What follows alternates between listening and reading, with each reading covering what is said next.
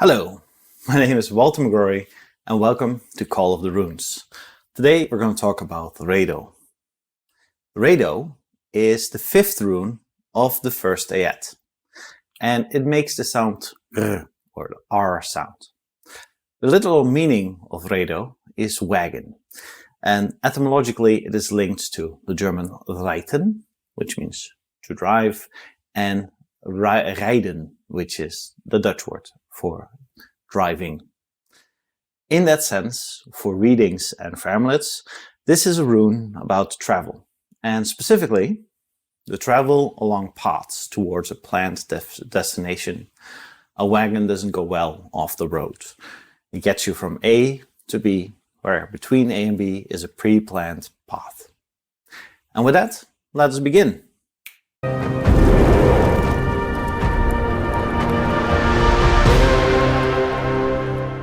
First up are the rune poems, and we're starting again with the Norwegian rune poem. The Norwegian rune poem goes as follows. Riding is said to be the worst for horses. Reggen forged the finest sword. The finest sword is Grammer.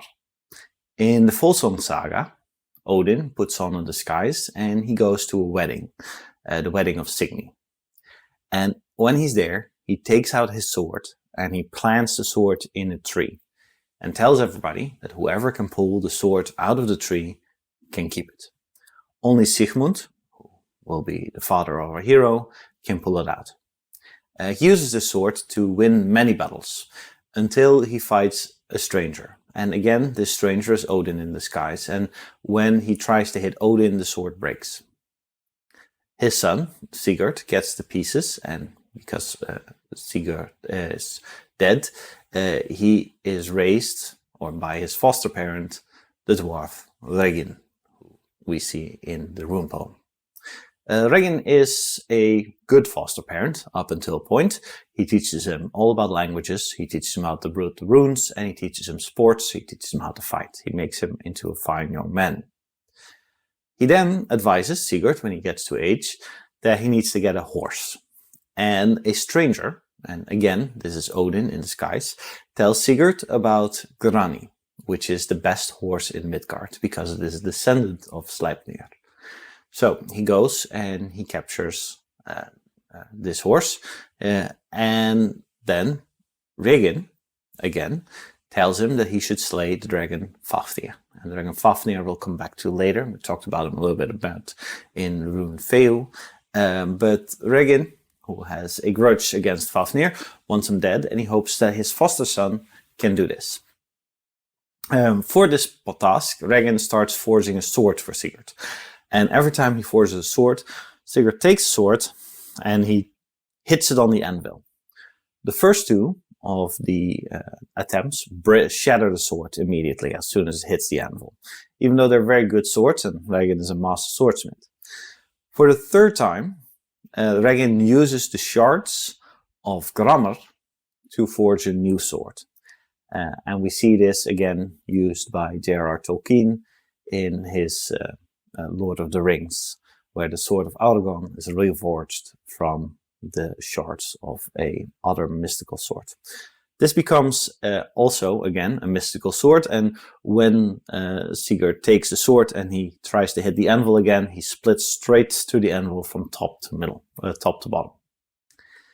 So now Sigurd has two things. He has the best horse and he has the best sword. And that is what it feels like, what the second line of this rune poem is referring to. The best tools take the brunt of an effort. Riding is the worst for horses, as the first line of the poem says, because if you have a good horse, then you have very little effort to get from A to B. If you have the best sword, as Sigurd had, it takes you less effort to beat other people with your sword. So the best tools take the brunt of the work. This is why riding is the worst for horses, and why Regin forged the finest sword. In the Icelandic poem, we see the same sentiment, but framed in a slightly more positive way. Riding is the joy of the horseman, and speedy journey and the toil of the steed.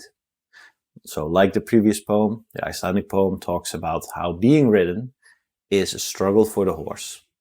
And it also adds clearly, more clearly than the previous poem, how the horse benefits the rider. It's a joy for the horseman. It makes his journey go speedily, and it puts the toil on the steed, not on the horseman.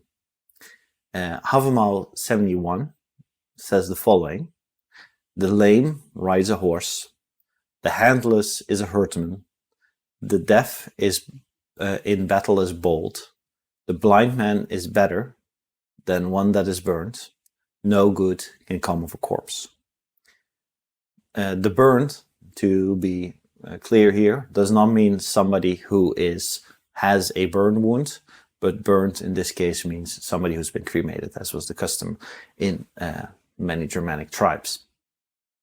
What this poem is saying is that each person has their own path, and they must look for the tools that they need so that they can fill the role that they play in society. If you are lame, then a horse is more important to you. So each tool can help you accomplish things that you cannot accomplish on your own. That is what tools are for. Again, focusing on the tool aspect.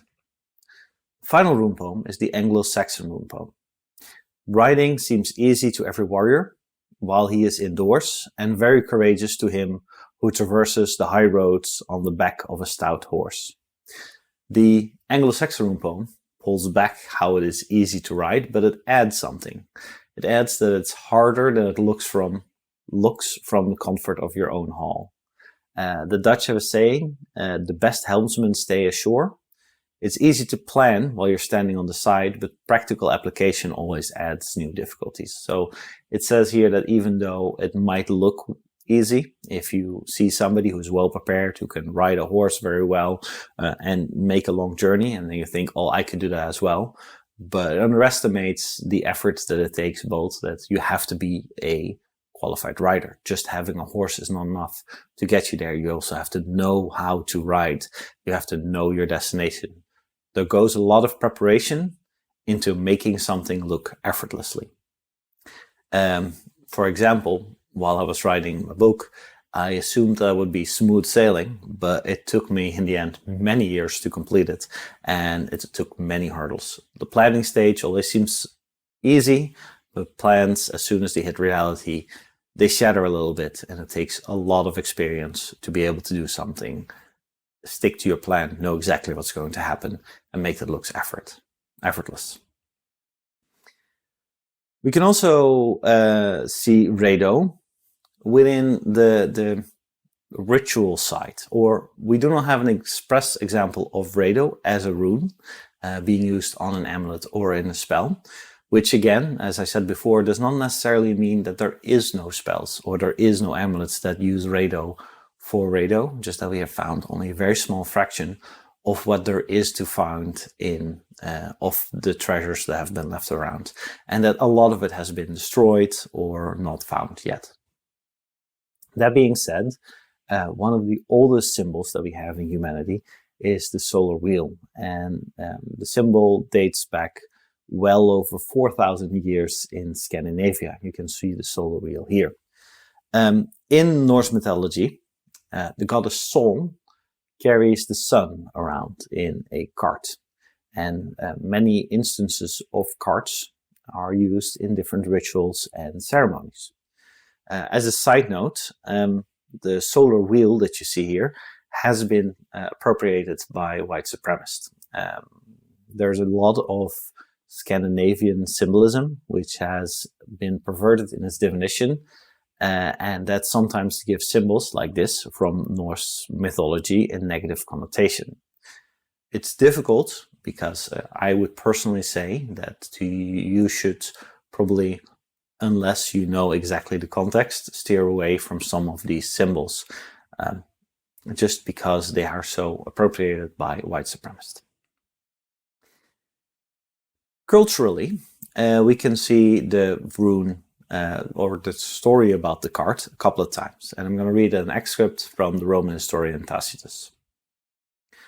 None of these tribes have any noteworthy feature, except for their common worship of Eartha, or Mother Earth, and their belief that she imposes in human affairs and visits the nations in her car.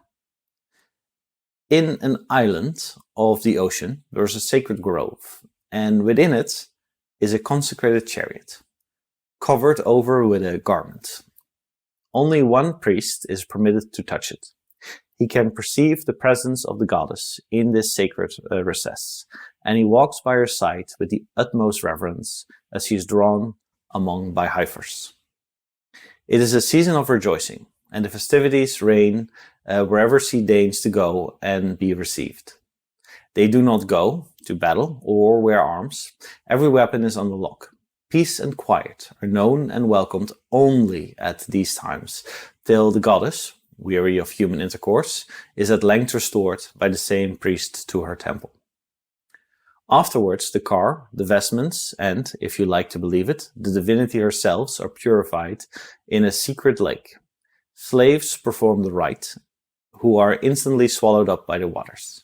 Hence arises a mysterious terror and a pious ignorance concerning the nature of which is seen only by men doomed to die.